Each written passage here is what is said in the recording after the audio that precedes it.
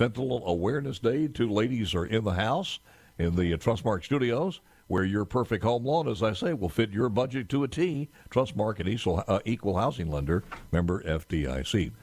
Ladies, good morning. Dr. Katherine Pannel and also Representative Jill Ford. Haven't had you guys in for a while. I'm looking at some of the stats here. 42% of pills tested for fentanyl contain at least 2 milligrams of fentanyl. 2 milligrams, and that is considered a potentially lethal dose. Take it away, ladies. You want me to start, Sure. Katherine?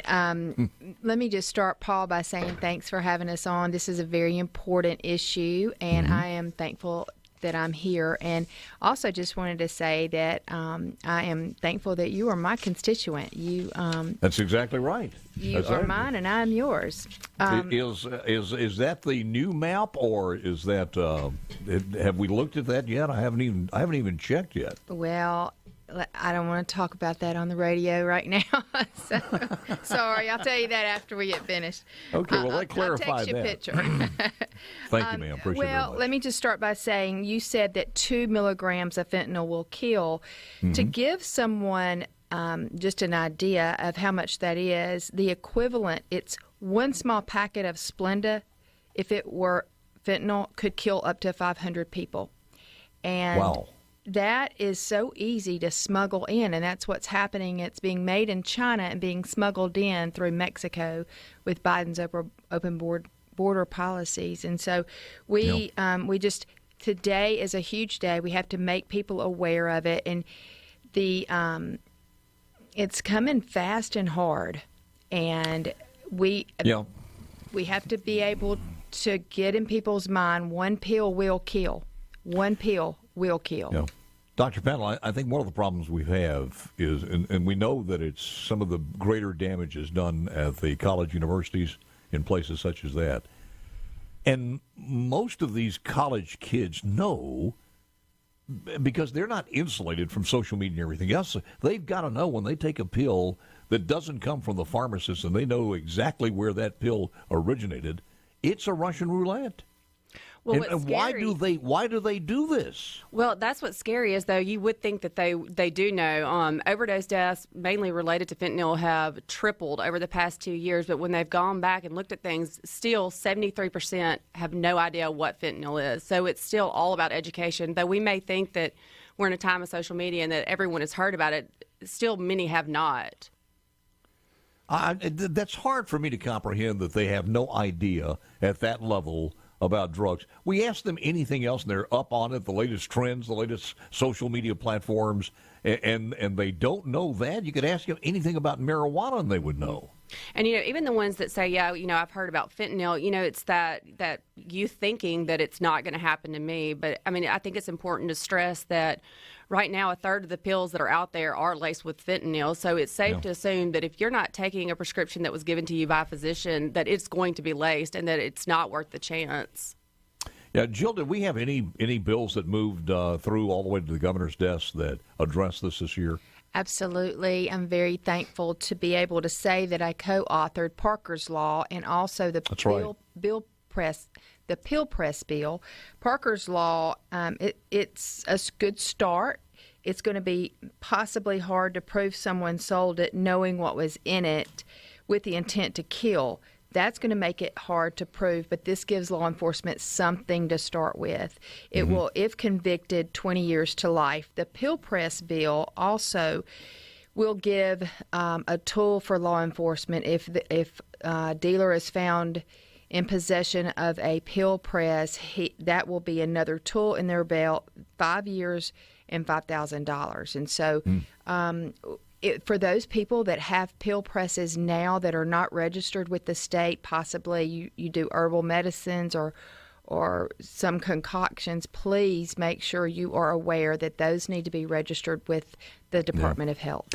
I talk about this a lot. I watch every once in a while To Catch a Smuggler is one of the reality shows.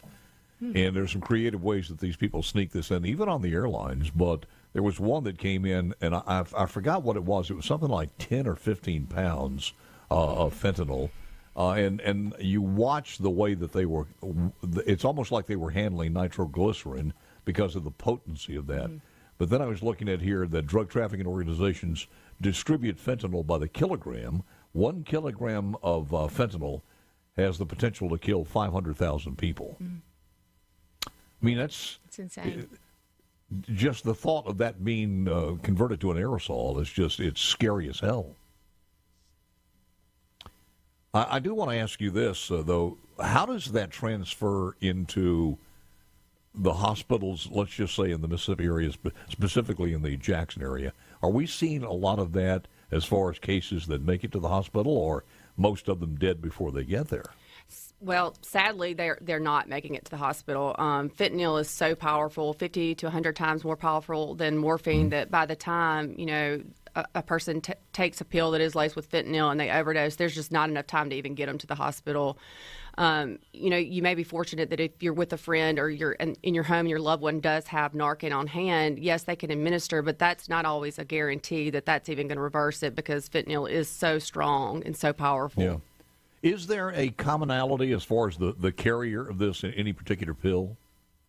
Or is it in a sundry of different things? It's in multiple things. They do lace things that are of particular interest to, say, the college population, which would be, the amphetamines, opioids, benzodiazepines. They're taking these pills that are normally abused, or they're just experimented with, and they're putting fentanyl in those common drugs. And those that are taking them, they can't tell the difference between the ones that are, coming from a pharmacy versus the ones that are being laced. They look exactly the same.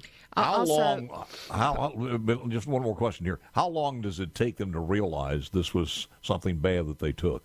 It's pretty instantaneous. I mean, really? Yeah. The symptoms, like, it starts with just feeling like that you're sedated. You get slurred speech, and then it escalates from there. But it's very rapid. It is a synthetic opioid for the most part. Yes. And where does it come from? What are the ingredients of that? The precursors that are used to make fentanyl, they come from China, and they are not illegal. So China is supplementing Mexico with these precursors to make fentanyl, and then Mexico is taking these and they're making the fentanyl and bringing it across the border. Jeez. Right. Jill? Oh, I was going to say, Paul, Madison County is seeing almost exclusively a little blue round pill made to look like oxycodone with the letter M and the number 30 imprinted on it. So you ask if there was one in particular, and for Madison County, that's what law enforcement is finding right now. Wow. And that has been recently? Yes, I talked to the DA 3 days ago, I think it was. And it is labeled as OxyContin? It's oxycodone is what they're selling it as, and it's a little blue round pill with the letter M and the number 30 imprinted on it. Does anybody have any idea of the origin of that? I don't believe so. That's not something that I ask if they were, if they had any indication of where this person that's pressing them. I'm sure they're was that done through an arrest, confiscation, or a death? Do you know? Not sure. That's a great question. I'll ask him and text you that answer later. That's where we're talking about the pill press. But that could have been done anywhere, could it not? Of course, but in Madison County, that's what they're seeing right now. I know, I don't know, but I think that in Oxford, the recent death there was a Percocet. That's what they were selling it as a Percocet. So different locations, different people have pill presses that are different. Amazing. A pill press bill is a big deal. Parker's Law is a big deal, but the pill press bill is going to give law enforcement another opportunity to... When we come back, I want to get an idea how much is 2 milligram. Give me some analogy so we can relate to that, because 2 milligrams of fentanyl can be lethal depending on a person's body size, their tolerance, and also past usage if they've never had it before. DEA analysis have found counterfeit pills ranging from 0.2 to 5.1 milligrams, more than twice the lethal dosage. So you never know what you're going to get. We'll continue with this coming up next. We shall return. Dr. Katherine Pannel and also Representative Jill Ford, apparently now my representative in the state of Mississippi. So good to have breaking news like that. What happened to Rita Martin? Boy, Why don't you send me that note on a Remington typewriter there? Paul, I'm your representative now. You live out close to Lake Caroline, correct? Yeah. Okay, Yeah. I'm your representative now. But my district grew 55%. Are you sure? I'm pretty sure what I represent, yes. Well, Paul. how about you? Have you checked my address box on this one? She knows where you live. She's been by your house. It's getting a little scary now. I know you. Well, You don't know me, but I know you. I know where you live. All right. And she's got your email address, so those stalking And things. your cell phone number. It's gonna remind me to call the sheriff when we get out of here. I'm scared. She knows him too. Yes, I do. All right. Let me get to this. 2 milligrams. You mentioned that about Splenda. Is 2 milligrams?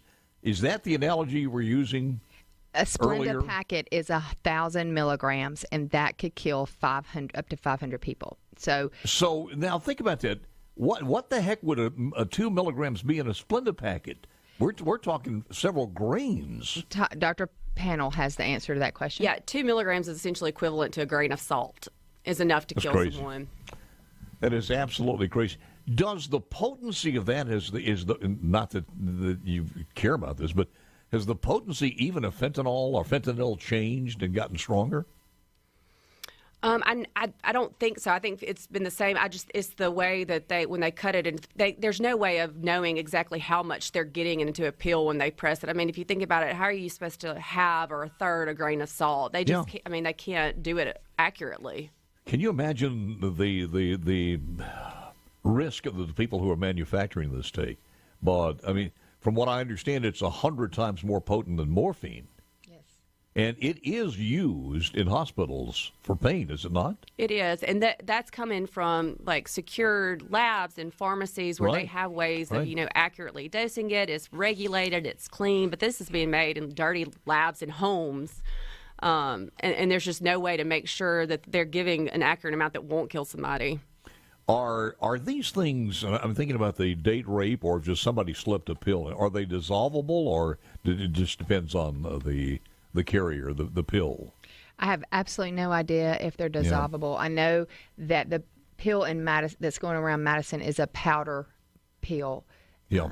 And our DA said that the only difference you can tell is that it's a little bit flaky. And so that's the only way that he could even possibly try to tell someone to be cautious, that if that pill is a flakier than the normal powder pill, then be alerted of that. So before we run out of time, Paul, I really want to encourage parents that if this might happen to you and you find yourself in this horrible situation in the future, please 100% be on board with law enforcement, giving them immediate access to your child's phone. In Madison County, our DA was able to prosecute a young man's death, and he found the dealer guilty, and 124 years he will serve. And it's all because the parents gave 100% cooperation with law enforcement. And so I know a lot of times it's heart-wrenching and heartbreaking to even realize that your child has done something like this, but so many are not heavy drug users. So many are in their 20s and early 30s. They're professionals. They have good jobs, great families. They just get involved with what seems to be an innocent prescription drug, and that is killing people. And so please volunteer any information you have and cooperate with law enforcement if you find yourself in this situation. Dr. Pannel, I mentioned this a little earlier, and you said, what was it, 60-70% of the kids did not know about fentanyl? Mm-hmm. If that's the case, then we got to stop taking it for granted. And I agree with Ben from Madison on C-SPAR text line. We need to educate young people more from public health perspectives instead of from a punitive standpoint. It was his opinion, and I agree with that. Just to let them know, we are old fogies. They know everything about social media, and we're taking that for granted. But if that thing is anywhere near accurate at 70%, we got to start talking to the kids. Yeah, I mean, often parents avoid uncomfortable conversation and conversations and topics. They're scared that if they talk about, fentanyl and drug use to their kids, that maybe they're putting an idea in their head. Well, guess what? These kids have heard about drugs. I mean, this is not the first time they're hearing about it. So the parents have really got to talk to them, educate them. I know with my kids, I have a 12, a 9, and a 6-year-old, and I have put the fear of God in them about these pills. They won't even take a Skittle from a friend at this point. They know that if I'm not giving it to them or it's not their prescription, they're not going to take it. But we have to start early, and it really is all about education and awareness. This is how we're really going to make a dent in this crisis. Where are we as far as the opioid epidemic in our state?